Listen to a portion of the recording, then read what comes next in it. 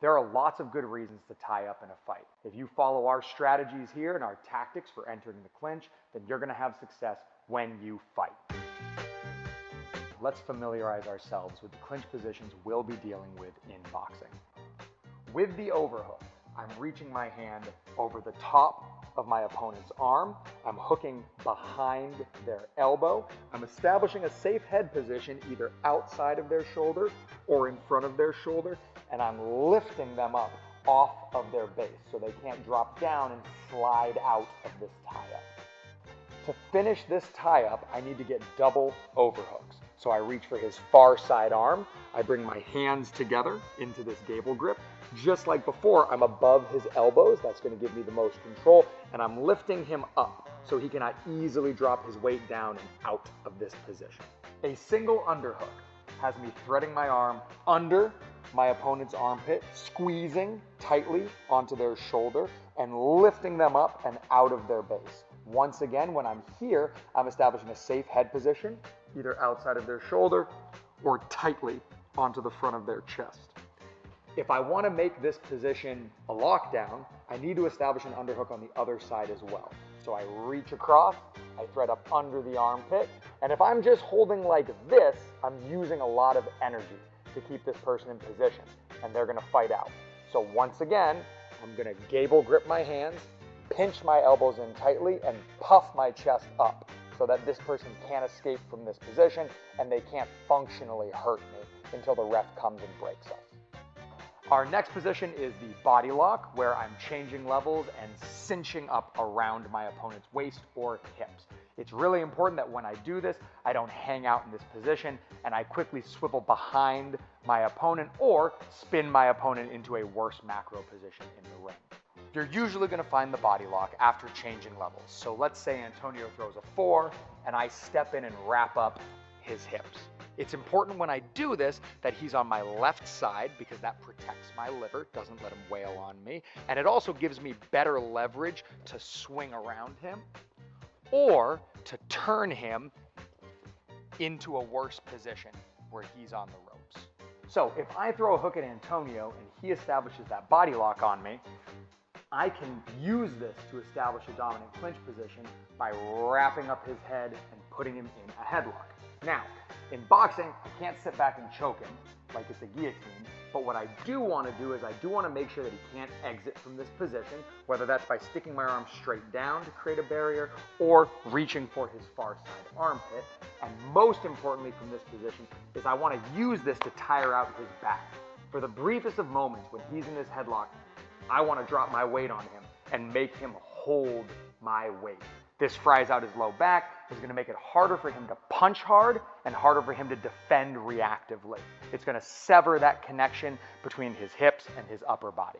Our final lockdown position is the hug, specifically the arm-in hug. This is the weakest option, and it's usually used as a transition to a better, stronger clinch. The reason this is the weakest option is because this person can easily break contact. I don't have anything to hold them up by, like their arm or their neck, and because I can't reach my hands together and establish a grip, I have to use a lot of effort to hold this person in position. A lot of these positions can be used in combination. You can have an overhook and an underhook, a headlock with a hook in on one side, a hug on one side and a hook. You have lots of different combinations that you can use that are similarly effective to double underhooks, double overhooks, or a headlock. As long as you establish control of both arms, you've likely done this correctly. All good clinch positions effectively lock down the action and create a stalemate where the ref will intervene. There are lots of good reasons for you to try to establish the clinch in boxing. If you're in a bad ring position, you need to change places with your opponent. If you're hurt, either to the head or the body, you need to buy yourself some time on your feet. If you need to tire out your opponent, hang on them, make them carry your weight.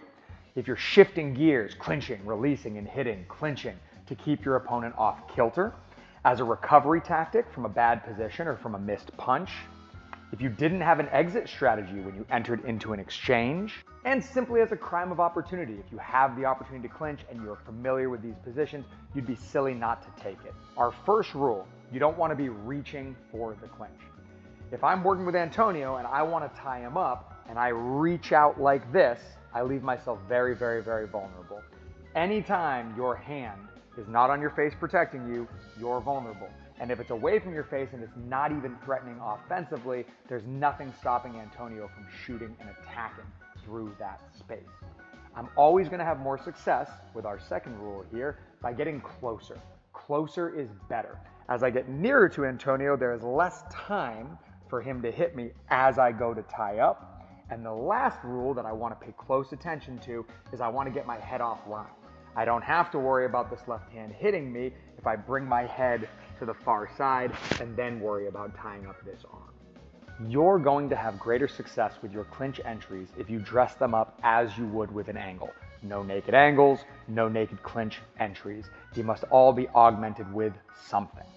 Our first way to dress up a clinch attempt is from contact. I don't have to reach way out here if I'm already on the inside or I'm already guard to guard with my opponent. So if Antonio and I are already in our inside stance, I'm in contact. I don't have to reach for anything. From right here, I can establish an overhook, or I can establish an underhook, or I can throw my arm up and over to establish a headlock, and I can get this clinch because I'm already touching him. I don't have to cover any ground. So the next way to establish the clinch is just a crime of opportunity. Somebody has their hand in the wrong place, they're pushing irresponsibly, maybe they're trying to frame on your arm and you can reach over and tie it up. For example, if Antonio and I are in the middle distance, he's trying to push my arm out, I can reach for a clinch from here because his hand wasn't in the right place. He wasn't being responsible with that hand position. And it's very, very likely that if he gives you the clinch, then he's not familiar with the clinch and you should take it. You can also clinch to recover from a punch, whether you land that punch or whether you miss that punch. For example, if I land a 6 to the body, I could defend myself by clinching and sliding up into an underhook. If I throw a 2 and I miss it, I could defend that bad position by wrapping up the head and breaking my opponent's posture. You can also use your defense as a segue into a clinch, either while changing levels, like drop stepping into a body lock, or while blocking high into the overhook, blocking the body into the underhook.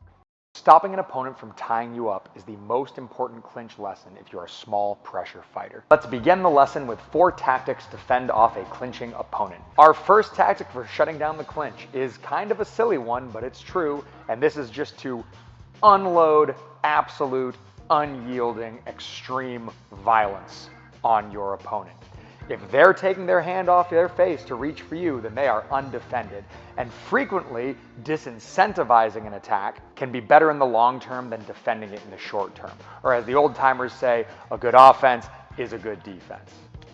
Our next tactic to avoid being clinched or tied up is to maintain distance and to stay offline. You should have ground at your back. You should be able to punch moving backwards, and you should know how to angle away from an attack if you want to be an effective boxer. You can see this on display in almost an exaggerated fashion when you see strikers in MMA using their movement to shut down somebody trying to take them down. Look at Jose Aldo or Frankie Edgar as excellent examples. Breaking contact with an opponent is our next tactic to stop them from clinching you. Don't let them have forearm contact, elbow contact, head contact, bump under an elbow, push an arm across, and exit offline. Try to be the matador. Framing is our next tactic to stop the clinch, putting something solid and incollapsible in between you and your opponent. You can use your forearm, you can use your elbow, or your head, because your opponent isn't going to be able to break your arm or squish your head. They're not the mountain from Game of Thrones. What you want to avoid doing is using your hands, because the person will be able to flatten them out. You don't want to fight muscle with muscle. You want to be smarter and use something solid, almost like a kickstand on a bike. Moving on from tactics to some specific clinch techniques to escape specific clinch attempts. Let's begin with escaping the headlock. It's really important when you're in the headlock that you don't allow your posture to be folded down. When your back is a long lever like this, your opponent's going to hang their weight on you and fry out your back. If all those muscles in your back get tired, you're not going to be able to punch hard, you're not going to be able to move reactively. So the paramount, most important thing for you to do when somebody has that headlock is to walk your hips under you, stack your back, and stand up nice and tall. They're either going to get lifted up with you, like Canelo did to Bivol, or they're going to release this grip. Our next technique is denying somebody overhooks or underhooks by framing on them and breaking their posture. It's really important to remember when somebody establishes an overhook on you that you have an underhook on them and vice versa. This is a 50-50 position, and whoever wins this exchange is going to come down to if your opponent can tie up your far arm or if you can frame on their head first. So, if my opponent has an overhook on me, it's important to remember that my arm's not just hanging here like a noodle. I have an underhook on them. This is a 50-50 position. If he ties up my other arm, then he gets the clinch. But if I can establish control of his head and break his posture first, then I can shut him down and stop him from tying me up. If we look at the details of this position, he has the overhook, I clamp in tightly, I frame with my forearm on his neck. I think about my left hand here like it's arm wrestling. I lift my elbow and I press my hand down and I bring his head along for the ride. And if I really want to lock this position in, I'm going to lock my elbow and post up so that he's down low and I can walk him into a worse macro position in the ring. If my opponent has an underhook, then I have an overhook. And once again, the person who's going to win this exchange is who can either establish control of the arm, my opponent trying to clinch, or the head, me trying to break their posture first. So what I'm going to do is I'm going to clamp on to that overhook. I'm going to frame on the neck of my opponent, and I'm going to try to separate that glove and that head as far apart as possible. I'm pulling this person's arm, shoulder, and neck into the worst mechanical position I can so that I can walk them to a worse macro position in the ring and so that they're no threat to me. So if Antonio's got the underhook, that means that I've got the overhook. And once again, I don't want this arm unaccounted for. I want to squeeze this in here tightly. From here, I need to get my glove up on my opponent's neck. And then what I want to do is I want to separate their head and their glove as far apart as I can. So I drive my right hand forward and I slide my left arm down his arm so it catches at his glove. I'm trying to force his head and his arm as far apart as possible, and I'm trying to break his posture so that he can't hit me and so that I can walk him to a worse macro position in the ring. So when you're breaking this full lockdown, this full clinch, whether it's double overhooks or double underhooks, you need to drop your weight down to create space, get your head in to frame, focus on one arm at a time. Don't put that head in their chest, commit to a shoulder. Create enough space so you can get your elbow out and you can use that elbow to slide your whole hand out and then fall back on any of our previous techniques to free up the other arm. Let's talk broadly first. What are your options? When you are on the top or outside of your opponent's hand, you can hang on them, you can exit over their arm, and you can strike to the head. When you are under or inside of your opponent's hand, you can strike to the body, you can lift them up, and you can exit under the arm. Let's talk about what this looks like at the different ranges of boxing. So let's begin on the outside, where you and your opponent are both at a distance where you can't hit each other. You're hand playing. Let's go to a really common occurrence where this happens, and that's in an open exchange where one of the fighters is a southpaw. Very frequently in these open exchanges, because when we both jab, we run into each other's hand, there ends up being a lot of physicality here, a lot of hand play, okay? Some people refer to this as trapping distance, all right? Usually, as we go around, we're gonna take turns. Sometimes somebody will be on top, sometimes the other person will be on top, and you gotta recognize the kind of hierarchy of hand position here and what your options are. So let's talk. When your hand is on top, you've got a couple options here. The first thing is you should be trying to hit the head, all right? Your hand is nearer to your opponent's head than their hand is. You're gonna be able to get there and hit them before they're able to pull their hand back and defend. The next thing you can do from this position is you can hang on your opponent. Because their guard, their arm isn't glued tightly to their body, you're likely not going to break their posture, but you can hang on their arm and either pull them down or create a bigger opportunity to attack or exit through. Your final option, in addition to hitting the head, to hanging on your opponent, is recognizing that your hand is not only on top, but it is elbow side of your opponent, and you can freely exit to your closed side without fear of running into their offense. If you've got the bottom position here, then you have the opportunity to hit the body. If I try to hit him in the head, because his hand's on top, he's going to snap his hand back more quickly than I can get to his head. But if I shoot for the body, he's not going to be able to get that elbow in time to protect himself to the body. And especially as the orthodox fighter in this situation, the southpaw's liver side is forward. You can jab them right in the liver, take advantage of this disadvantage of theirs. If you're on the bottom, you can also lift this person's arm up. All right, you can either use this to pull them out of position if they're really stiff, or to create opportunities to throw other bigger punches, okay? And your final option, as well as being able to hit to the body, being able to lift this person up, is recognize that if you're gonna exit, you have to exit under their arm. This is where we're starting our journey, and these principles are gonna stay true at all different distances of the sport. So moving into the middle distance, these same principles apply. If my hand is on top of my opponent's, I'm gonna be able to hit them to the head. I'm going to be able to hang on them and either drag their guard down, or if they're holding that really tightly, I can break their whole posture with this. And if my hand's on top or on the outside, I'm going to be able to exit over the arm. This plays out whether I'm on top of their glove or whether I'm on top of their forearm like this. On top of their forearm, I can still hit the head, I can still hang on them, and I can still exit elbow side. Because Coach is a short pressure fighter, I spend a lot of time talking about catch and pitch work. Because I'm moving into range behind my high guard, guys are going to be throwing shots at my guard. I harp a lot on when somebody throws a shot at you, you are now inside of their defenses to be able to attack.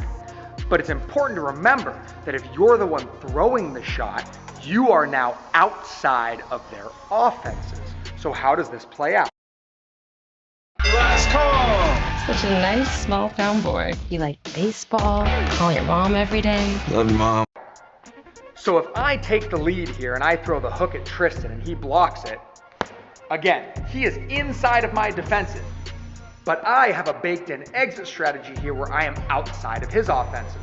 When I throw my punch and he blocks it, there is nothing in this space that he can hit me with. I am holding his hand to his head. I am on top, I am outside, and I can move over the arm freely.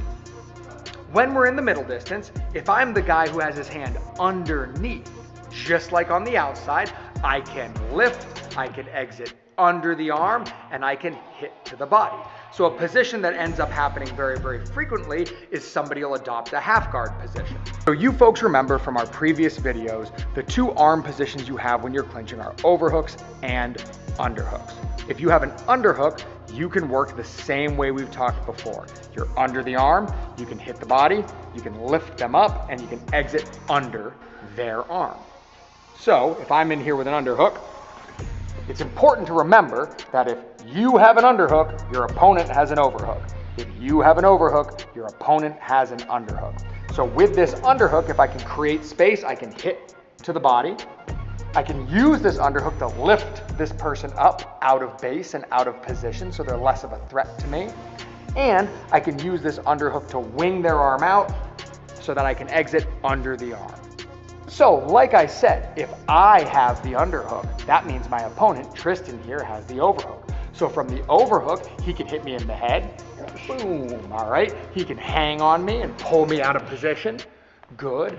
And he can exit over my arm. Now, this exit over my arm plays out in an interesting manner because I've got my hand on his back here.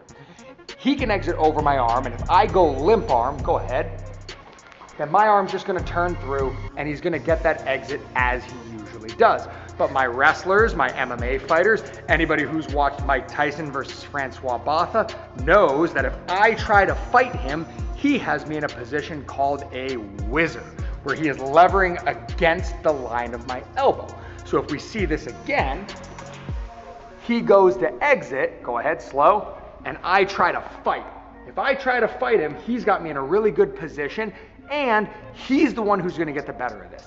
He's the one who can take me along for the ride. If he wants to spin me and move me, he's in charge here until I relinquish my underhook. So, we've talked about how with an underhook, I can lift my opponent, and with an overhook, I can hang on my opponent. This means that whenever you are trying to spin somebody from these positions, you want to move in alignment with your fists. All right, if I have an underhook here and an overhook here, I'm gonna spin this person counterclockwise if I want to maneuver them. If I were to switch this, I would spin them clockwise if I wanted to maneuver them. Don't fight against these inborn mechanics, use them to your advantage. So if I'm demoing this, underhook means I lift, overhook means I pull, and it's very, very easy for me to spin Tristan clockwise. If we switch here, underhook means lift, overhook means pull, and it's very easy for me to turn Tristan counterclockwise. When you're trying to steer somebody into a corner or onto the ropes, make sure that you understand this concept. Let's say that I've established double underhooks on my opponent and I want to move him, okay? With double underhooks, I don't want to try to pull my opponent, because if I'm pulling them back into their toes. Their ability to resist being pulled forward is still there. But if I can lift them up high into their base and onto their toes, they don't have the leg to be able to stick behind them and stop me from going chest out and walking them backwards. So when you have double underhooks, you want to push your opponent so that their chest goes over their hips and they're stuck walking backwards to where you want them.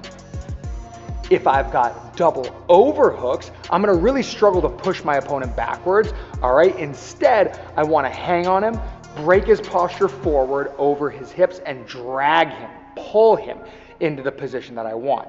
If I try to hang on him and push backwards, that only bolsters his back leg, and it's gonna be really hard for me to win this fight.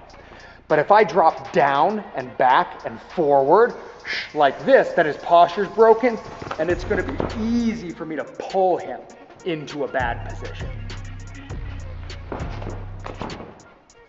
So, with these principles in mind, let's talk about two very special positions that give you extra advantage while applying these techniques. The first position is control of the elbow.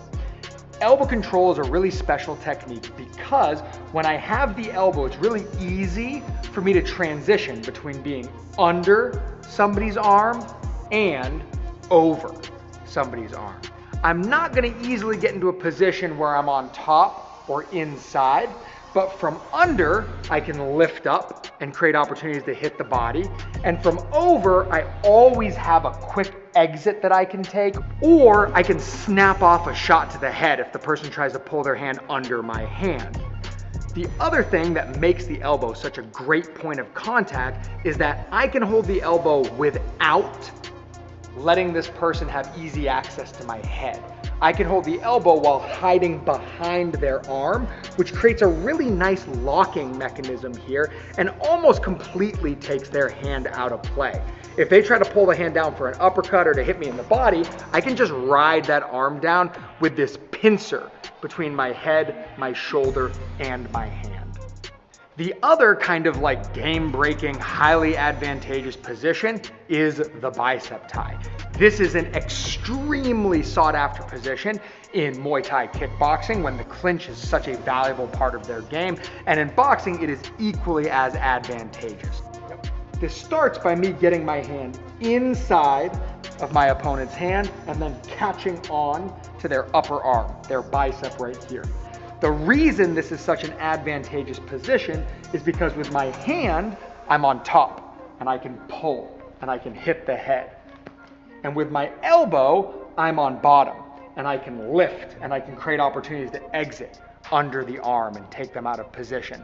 So I have a foot in both worlds. I am the day walker of hand play when I have the bicep tie position, and it gives me a lot of options. You may remember us discussing the value of this technique in our advanced infighting video in reference to Jack Johnson. A broad strokes review here. If your hand is on top or outside of your opponent's, then you can hang on them, you can hit the head, and you can exit over their arm. If your hand is under or inside of your opponent's, you can hit the body, you can lift them up out of position, you can exit through them or under the arm.